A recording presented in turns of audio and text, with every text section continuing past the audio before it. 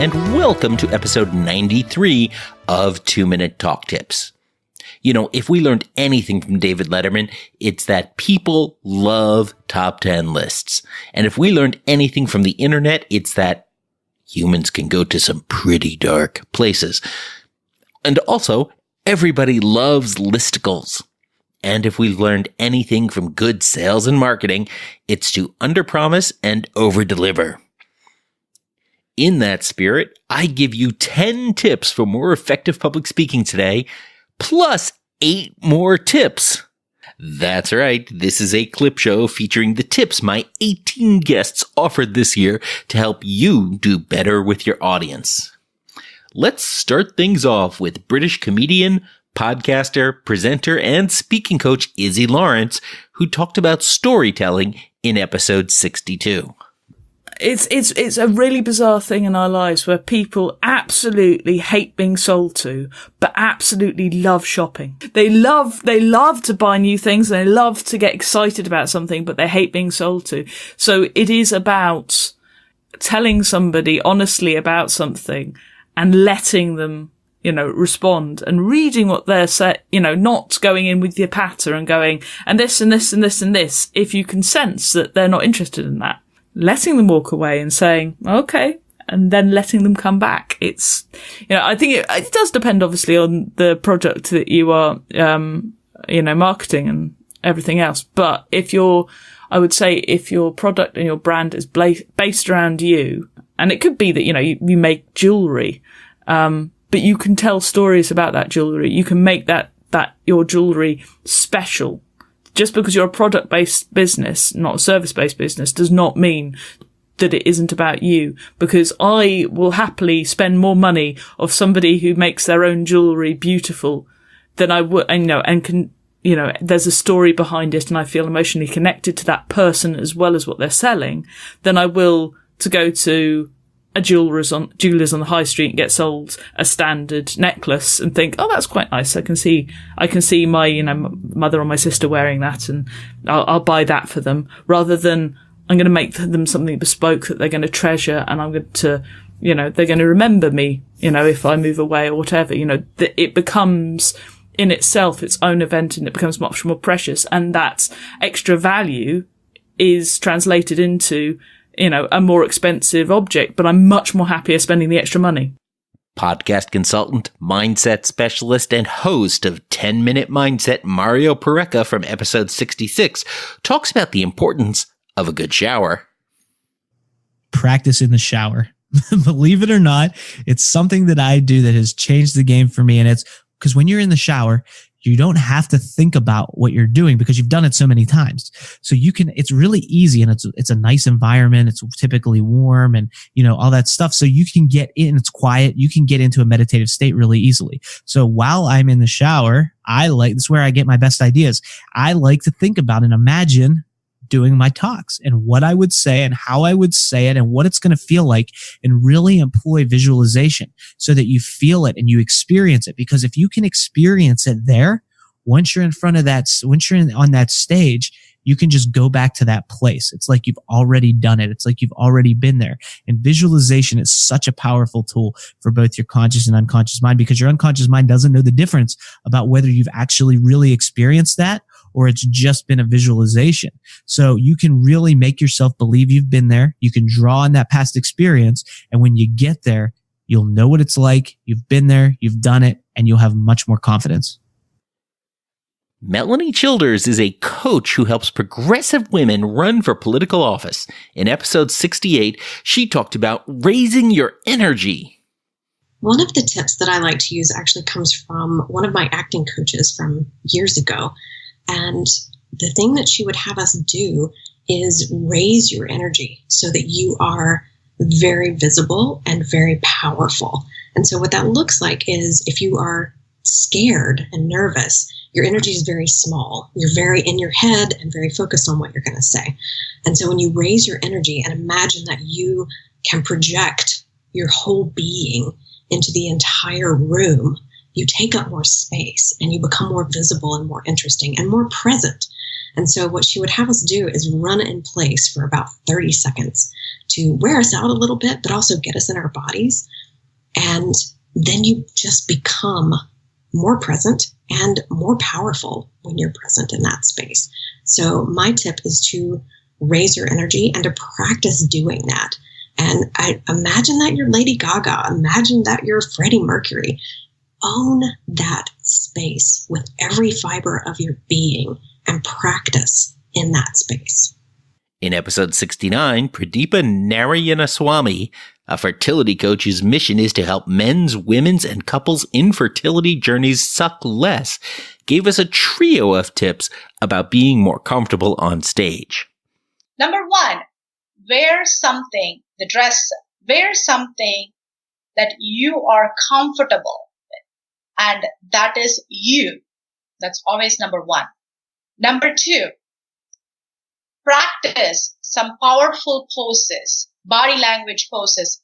Check out Amy Cuddy. She has a lot of YouTube videos on some powerful poses. Practice that before you go on stage.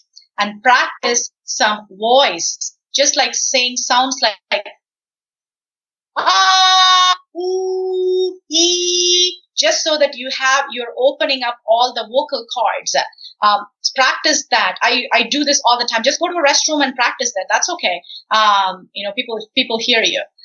That will really help you open up your vocal cord. Third tip, when somebody is asking you, like, are you nervous? Before you go on to a talk, especially if you're a first-time talker, tell them you're excited. Tell them excited. Both nervousness and excitement have similar feelings in your body. But when you use the word I am excited instead of I am nervous, the excitement will bring a very positive experience for you before you take on the stage. I am excited. Even practice telling that before you go on stage. I am very excited to be here. Even start your talk to be like that. Thank you so much for this opportunity. I am super excited to be here. That way, you're wiring your brain to think that this is going to be an amazing, awesome experience. So those are my 3 tips. The next week, Dr. Melissa Bird, a writer, professor, and public speaker focused on social justice issues, talked about the importance of finding your fire. So the one actionable tip I have for people to be more effective is if you are speaking about something that makes you feel passionate, talking to 5 or 5,000 people will be really easy. So know the thing that lights you on fire.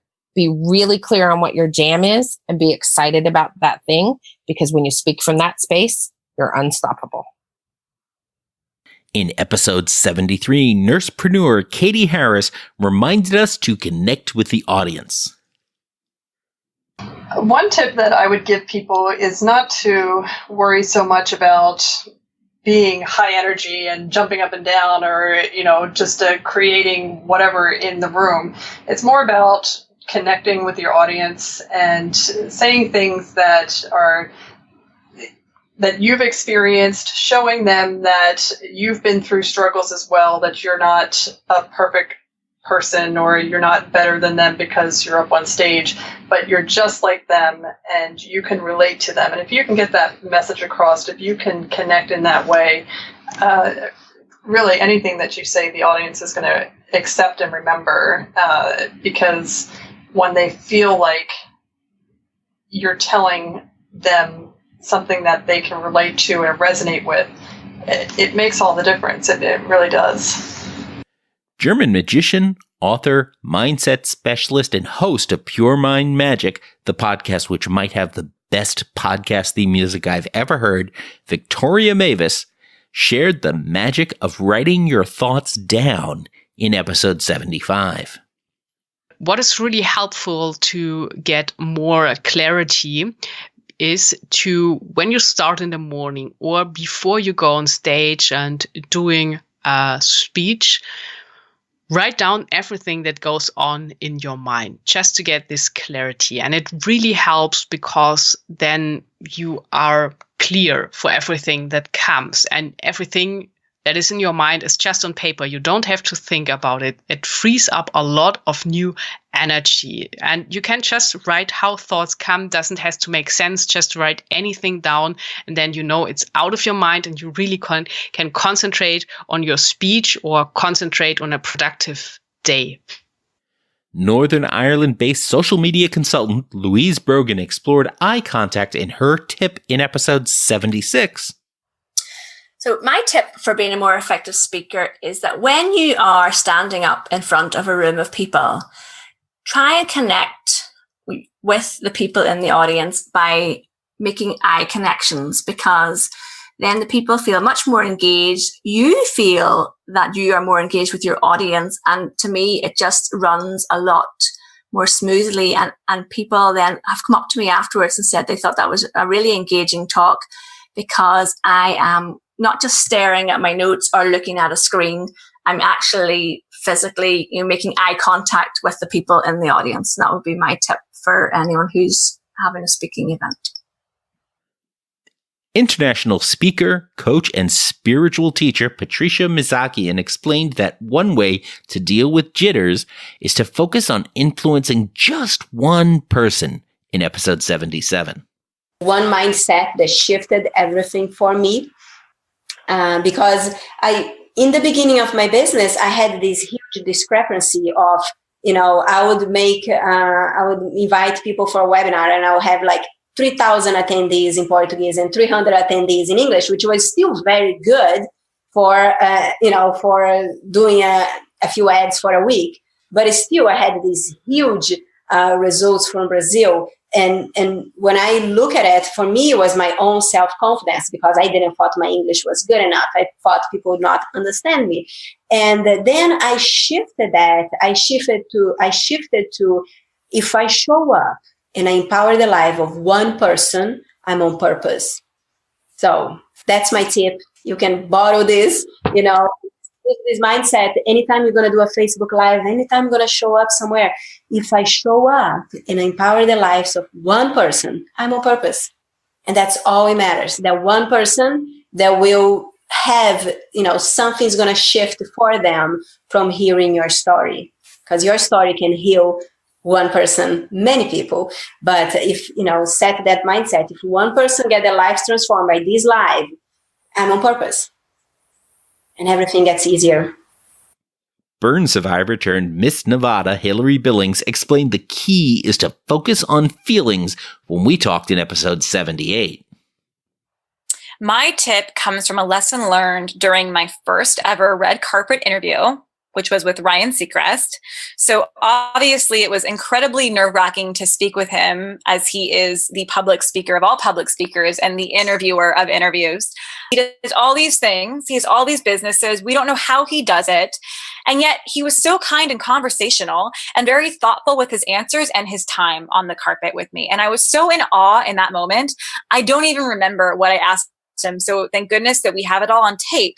But I do remember how he made me feel in the interview, which was at ease. And talking with other people that interviewed him, they all had very similar stories of, man, I was so nervous. I was so intimidated. He was so great, but he just made it so easy. And it's been a takeaway that I've never forgotten for speaking, for interviewing, for interacting with people in life. Regardless of what you talk about, people will remember how you made them feel. And in fact, that will have more impact on them than anything else. Studies show people will forget at least 70% of your content, but they will not forget how you made them feel. So if you're not charged by what you're saying, no one else will be. Make sure you can emote, and that whatever feelings you want people to get and have and walk away with are hitting, because that's what they're taking away from what you're saying. So even going back to, don't be afraid to go out and do it, because it's not even with your message. It's what they take away from it. It's not about you. What are you going to leave them with, and what feelings are they going to walk away with? Good luck. The next week, forensics coach and University of Washington professor Dr. Denise Vaughan reminds nervous speakers to just know that they can do it in episode 79. Know that you can already do it. I think if there was one thing that I would tell people as you do this all day long, you can absolutely do this in front of a crowd. It's okay. And if there's a thing that bugs you, like I tell students to make eye contact. I tell them to move, and I tell them to move intentionally. When you get to a new topic, move on that, because the human eye is attracted to movement. So that's when we're going to start paying attention again. And I try very hard to do this in my teaching. If this is a point that they should know for their test, I try to move right every time I talk about it. And I try to repeat that topic at least 3 times so they remember the concept before they leave. If it's a process, I emphasize the steps and I move for each of the steps. All of those are cool things. If the eye contact thing freaks you out, that's cool. There are other ways to do that. If you don't really move your arms a lot when you talk, that's cool. There are other ways to do that. So identify the thing that you think you're not doing because you're uncomfortable, and we'll find a way around it. There's lots and lots of ways. Author Diana Wink in episode 80 shared the importance of threading a story through your talk. My tip is tell a story, and I'd recommend tell it from the beginning on. So when you enter the stage, start with a short but powerful story. And the story is a story that will help you tie into your presentation and your topic of your presentation. It can be a personal story, something that people can relate to. It can be whatever story there is, like when your car crashed, or when you stood at the supermarket and your credit card wouldn't work, or whatever, just some situation people can relate to, some story and a simple story as well, where a person just goes from A to B, and having a problem. And then you can, with this story, you can go into your topic and connect the story to your topic. And this is really powerful because this is how you catch the attention of your audience at once. In episode 81, 16-year-old entrepreneur Bilal Moin explored the importance of being alive on stage. Be alive. Just don't read out from a script, learn certain lines and spit them out again. Speak from your mind. If you want to yell, yell. If you want to talk silently, talk silently. But if you're alive, if you seem to be knowing what you're doing, if you seem to be speaking from the heart and the mind and the soul, I think that's when the audience will really pick up on what you have to say and really understand and feel with you. And I think the best way to get your argument to have both ethos and logos is to, at the end of the day, speak from what you believe in, speak from experience, and speak as an individual who has seen, heard, and understood things. And therefore, simply said, be alive. PR specialist Scott Charlston told us to choose our own headlines in episode 87. What is your headline? Look in the newspaper. What is a headline? First of all, what is a headline? So if you're going to be speaking, you want people to come. Why should they come? Oh, it's a tantalizing topic. What makes it a tantalizing topic? A really good headline. So I would say the way to get to that point where you can write your own headline, in other words, what is my speech? What is my message? And why does it matter? Why should someone drop everything and come hear me speak? Because I'm going to address a really important topic, or I'm going to provide this new important bit of information or advice for handling a difficult, challenging scenario that you hadn't previously considered. So it's, what is the headline? What is news? It is new, surprising, valuable, different. We joke in the news business, dog bites man, that's not news. Happens way too common. No one is surprised when dog bites man. If man bites dog, yeah, that's news, right? So it's the unusual. So when you're writing a headline, it doesn't have to be about dogs, but it would fit into one of those categories. Is it new? Is it surprising? Is it interesting? Does it change my world? Is it humorous? Humor is a good headline can be humorous. And again, that's the way I think to spice up the speeches. Start with the headline. Podcaster, convention speaker, and anime enthusiast Andrew Mecha Davis tells us about practicing in the mirror in episode 89. Practice in front of a mirror. Whatever you're speaking about, never wing it, and practice what you're speaking about, and make sure that you know it. Make sure that you know it without notes, and make sure that you know it with notes. And always have notes. Episode 90 saw success coach Donnie Boivin talking about the importance of just getting on stage. Repetitions, just get on stage. I don't care what the stage is, get on stage. And for those that are just starting out, the stupidest, easiest, simplest way to get on stage anywhere is through your local community clubs. If you're just starting out, think about your Rotaries, your Chambers of Commerce, your whatever, networking groups. They all bring in speakers. Start out free. I've had a lot of speaker coaches argue with me on this point. They're like, yeah, if you're going to be a paid speaker, you don't want the free speeches. I'm like, 400 speeches. Just remember that number, 400 speeches. Because it's if you get on the stages, then everything will begin to work itself out. You'll find your rhythm, you'll find your pace.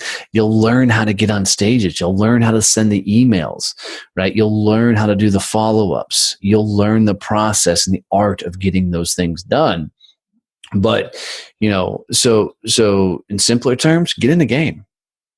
You're not a speaker unless you're speaking on stages. I don't care what you put on your business card. So actively, proactively get on stage.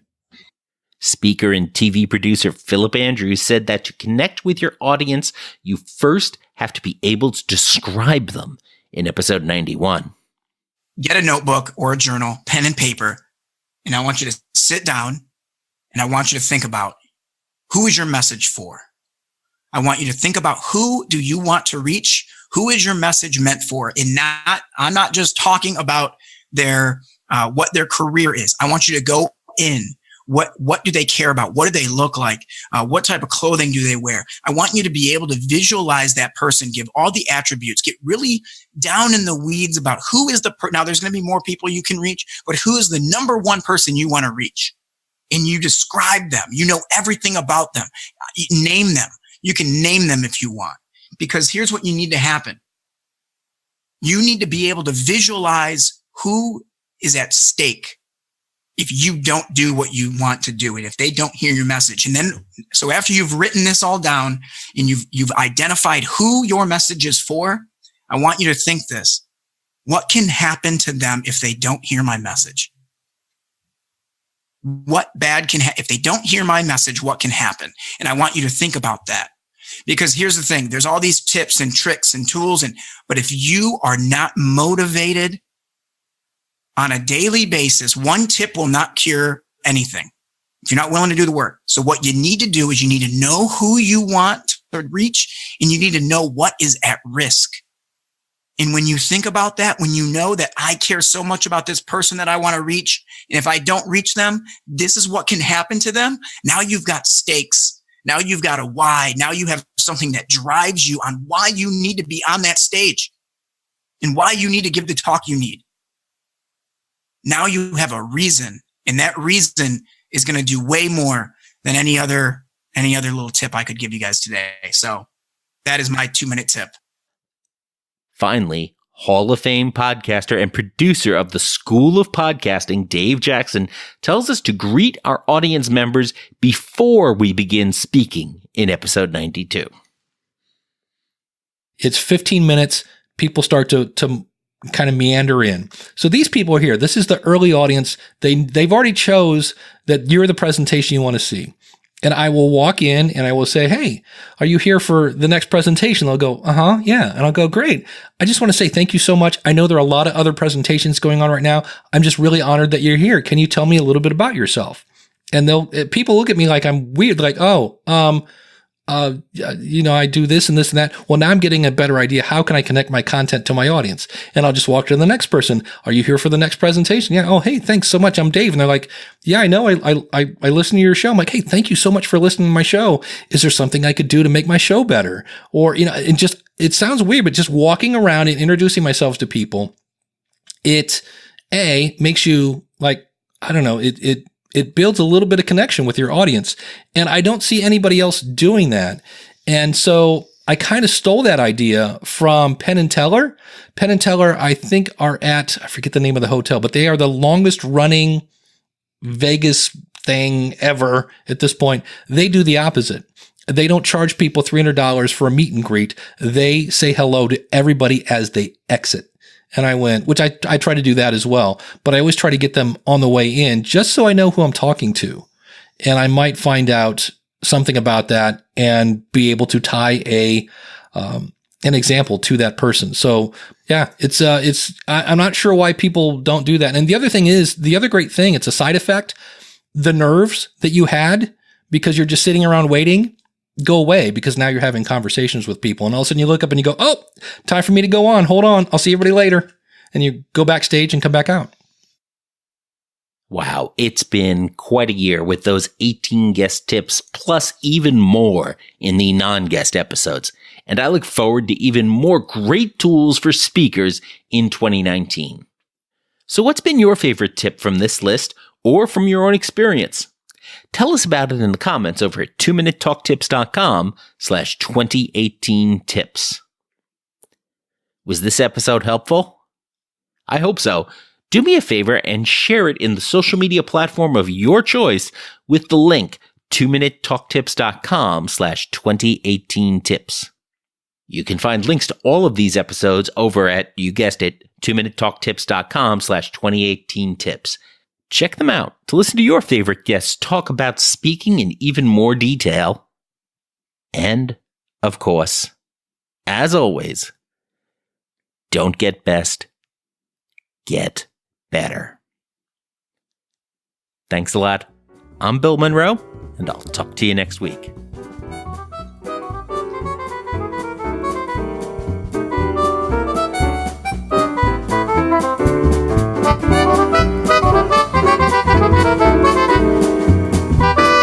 Two-Minute Talk Tips is a proud production of the Currently Speaking Podcast Network.